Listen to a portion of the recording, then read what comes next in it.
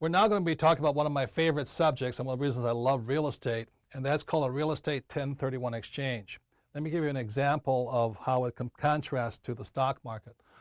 Let's say I buy a stock at $10 and it goes up to $20. So I have a $10 capital gain from 10 to 20. Today I'd have to pay either 35%, approximately 35% with short-term gains, or 15% on the short-term gain. In other words, my gains, my capital gains, is taxed. With real estate, one of the beauties of it is this is 1031. It's not a tax-free, but it's a tax-deferred exchange. So let me explain how this works. Let's say I buy a piece of property for $100,000. And a couple of years later, it goes up to, let's say, $300,000. So suddenly I sell it, and I have a $200,000 capital gains here. And if this was traditional capital gains, I would pay today in America, I'd pay 15% of that to the government, which is not bad. If I had done this in less than a year, it might be 35% taxable rate of $200,000.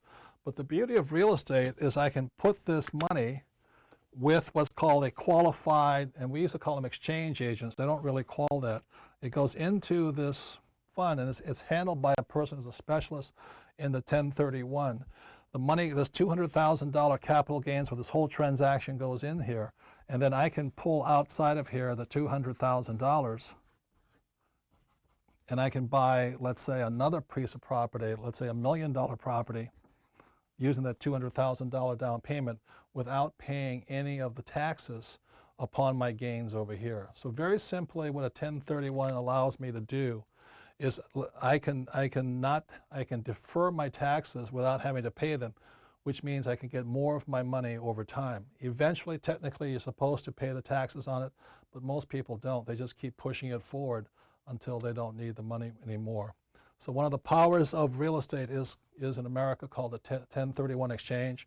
This here is somebody who specializes it. You can go in the phone book or ask a real estate broker about these people, and they will help you acquire more property without having to pay that much in taxes.